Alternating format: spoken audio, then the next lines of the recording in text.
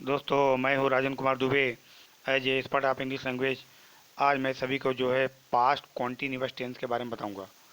Past continuous के tense के बारे में बताऊंगा। जैसा कि मैंने पिछले वीडियो में पास्ट इंडिफिनिट या सिंपल पास्ट टेंस के बारे में बताया था। तो आइए हम पहले हिंदी में इसके लक्षण क्या होते हैं उसके बारे में डिस्कस करेंगे। जैसे कि हिंदी वाक्यों के अंत में रहा था, रही थी, रहे थे आदि आते हैं। अब इसमें हम आपको बताते हैं, जैसे अफर्मेटिव वाक्यों में, अफर्मेटिव वाक्य मतलब होता है, अफर्मेटिव सेंटेंस मीन्स होता है साधारण वाक्य। साधारण वाक्यों में सब्जेक्ट होगा, वाज बियर का प्रयोग किया जाता है, वर्ब की फर्स्ट फॉर्म आईएनजी होता है और प्लस ऑब्जेक्ट होता है। आइए हम एक एक एग्जाम्पल करके इसको बताते हैं आपको। जैसे कि वह कल एक गीत गा रही थी। अब देखिए, वह कल एक गीत गा रही थी। अब देखिए, वह है, कोई लड़की है, कोई लेडीज़ है, तो यहाँ पर सी हो गया। अब देखिए, सी के साथ जो है वाज का प्रयोग किया जाएगा। इसके बाद वर्ब की फर्स्ट फॉर्म में आईएनजी होगा। She was singing a song yesterday.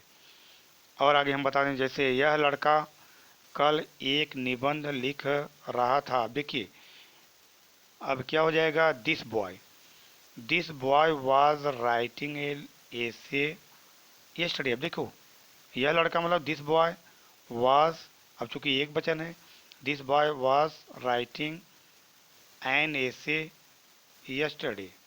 अब देखिए, पहले मैं आपको बता देता हूँ कि कहाँ पर वाज, कहाँ पर वेयर का प्रयोग किया जाता है, जो कि बच्चों को बहुत दिक्कत होती है कि कहाँ पर वाज लगावें और कहाँ पर वेयर।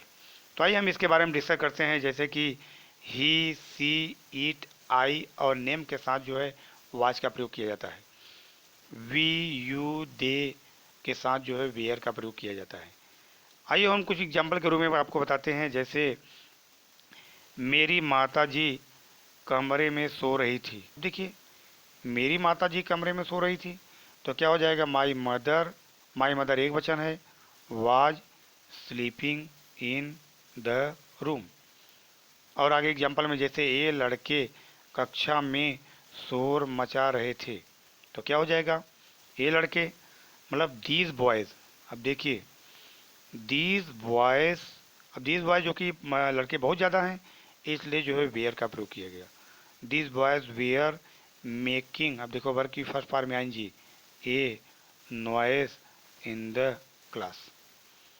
आगे और हम बताते हैं, जैसे वह कमरे में कमरे में अपना पाठ याद कर रहा था। अब देखिए, फिर क्या हो जाएगा, तो उसका जो है ट्रांसलेट क्या होगा, ही, वह की अंग्रेजी जो है ही होगा। इसके बाद ही के साथ वाज का प्रयोग किया जाएगा। He was learning his lesson. His मतलब ही के साथ अपना के लिए हीज आता है, his lesson in the room. और आगे हम बताते हैं आपको नेगेटिव सेंटेंस में। यह तो अफर्मेटिव सेंटेंस हुआ। अफर्मेटिव में वाज वेयर के साथ जो है आईएनजी का प्रयोग किया जाता है, और नेगेटिव में वाज वेयर के बाद केवल नॉट का प्रयोग किया जाता है, बाकी वाक्य जैसा कि तैसा ही रहता है। आगे हम बता दें, जैसे उसी जो अफर्मेटिव वाक्य थे उन्हीं का मैं निगेटिव करके आपको बता दे रहा हूँ। जैसे दीज बॉयज वेयर नॉट। अब देखिए, वाज वेयर के बाद जो है तुरंत नॉट का प्रयोग किया जाता है, making a noise in the class. आगे और हम बताते हैं, जैसे कि he was not learning his lesson in the room. और आगे हम जैसा कि फार्मूले के अनुसार माई मदर, अब देखिए, माई मदर वाज वेयर के बाद नॉट का प्रयोग करेंगे। My mother was not sleeping in the room. और एक अंतिम एग्जाम्पल है, जैसे she was not singing a song. अब देखिए, सीधा वाज वेयर के बाद जो है तुरंत जो है नॉट का प्रयोग किया जाएगा। इसके बाद वर्ब की फर्स्ट फॉर्म में आईएनजी का प्रयोग किया जाता है। और अब हम आगे डिस्कस करते हैं इंट्रोगेटिव सेंटेंस के बारे में। इंट्रोगेटिव सेंटेंस में जैसा कि पहले दो प्रकार के होते हैं, एक हेल्पिंग वर्ब से प्रारंभ होकर, दूसरा जो है डब्ल्यू एच के द्वारा। तो चलिए दोनों का फार्मूला मैं बता देता हूँ। जैसे वाज वेयर पहले आएगा, इसके बाद सब्जेक्ट आएगा, वर्ब की फर्स्ट फॉर्म में ING plus object question mark. W H was were plus subject, verb की फर्स्ट फॉर्म में ING plus object question mark. आइए हम एग्जाम्पल के रूप में आपको बताते हैं कैसे इसका बनता है। जैसे मैंने आपको पहले भी बताया था, अगर क्या शब्द पहले आ जाए तो वाक्य जो है हेल्पिंग वर्ब से प्रारंभ होते हैं। जैसे क्या तुम अपने का नौकर को पीट रहे थे। अब देखिए, तो तुम आया हुआ है इसलिए वेयर का प्रयोग किया जाएगा। Were you beating your servant. और आगे एग्जाम्पल के रूप में, जैसे क्या वह तुम्हारी सहायता कर रहा था। अब देखिए, क्या वह तुम्हारी सहायता कर रहा था, तो क्या हो जाएगा। अब देखिए, वह आया हुआ है, इसका मतलब होगा was he helping you, question mark. आगे और हम बताते हैं, जैसे तुम कल क्रिकेट क्यों खेल रहे थे। अब देखिए, अब यहाँ पर बताया गया है कि तुम कल क्रिकेट क्यों खेल रहे थे। तो ये देखिए, यहाँ पर प्रश्नवाचक वाक्य है, प्रश्नवाचक शब्द है।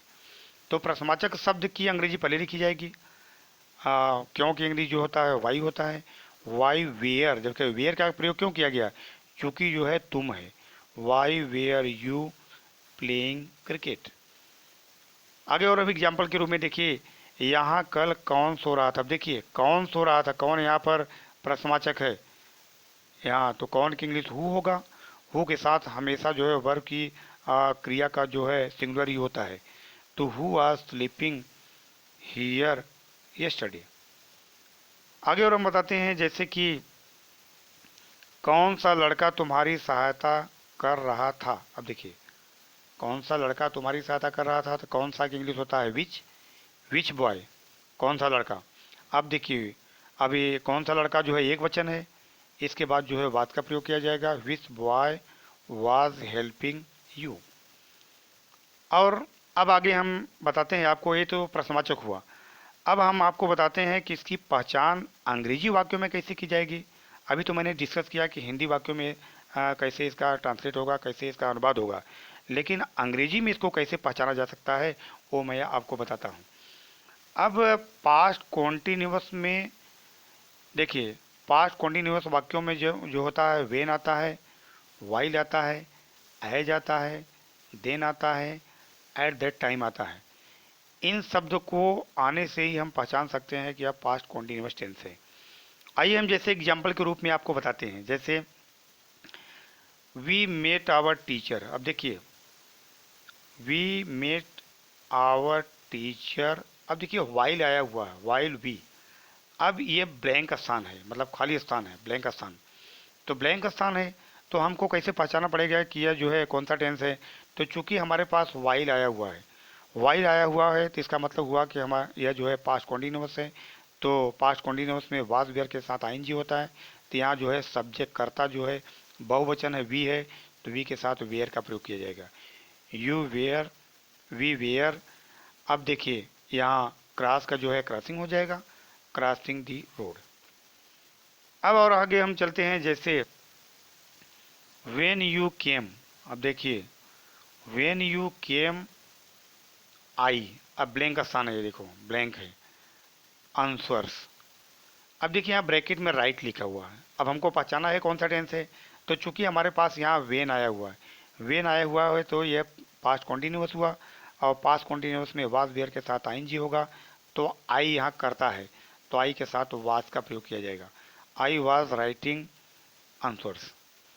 और आगे हम बताते हैं, जैसे वाइल आई। अब देखिए, अब यहाँ ब्लैंक का स्थान है, देखिए ब्लैंक है पूरा। और my bicycle very fast I met accident. अब देखिए, यहाँ पर ब्रैकेट में ड्राइव है। अब हमको पहचानना है पहले कि कौन सा टेंस है। तो यहाँ वाइल आया हुआ है, इसका मतलब पास्ट कॉन्टिन्यूअस है। पास्ट कॉन्टिन्यूअस में वाज वेयर के साथ देखिए आई के साथ वाज होगा। I was driving my bicycle very fast I met accident. और आगे हम चलते हैं, जैसा कि the snake came while the child. ठीक जैसा पहले मैं आपको बताया था, ठीक उसी प्रकार से यहाँ पर वाइल आया हुआ है। तो ये लक्षण बता रहा है कि यह पास्ट कॉन्टिन्यूअस है। तो द चाइल्ड जो है यहाँ पर सब्जेक्ट है, तो एक वचन है, इसलिए वाज होगा, वाज रेस्टिंग, जो कि रेस्ट यहाँ पर ब्रैकेट में दिया हुआ है। और हम बता दें, जैसे कि हु।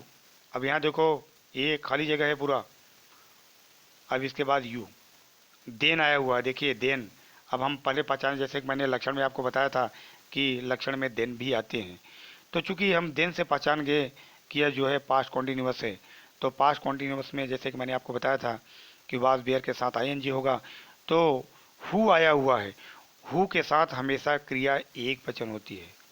सहायक क्रिया जो होती है एक वचन में होती है, तो हु वाज और टीच का टीचिंग हो जाएगा, who was teaching you then. और अब हम आपको बताते हैं इंट्रोगेटिव नेगेटिव का फार्मूला बता दे रहा हूँ। इंट्रोगेटिव नेगेटिव में केवल सब्जेक्ट के बाद जो है नॉट का प्रयोग किया जाता है, जैसा कि मैंने पहले भी आपको बताया था। सभी टेंसों में जो है सब्जेक्ट के बाद इंट्रोगेटिव नेगेटिव में बनाया जाता है।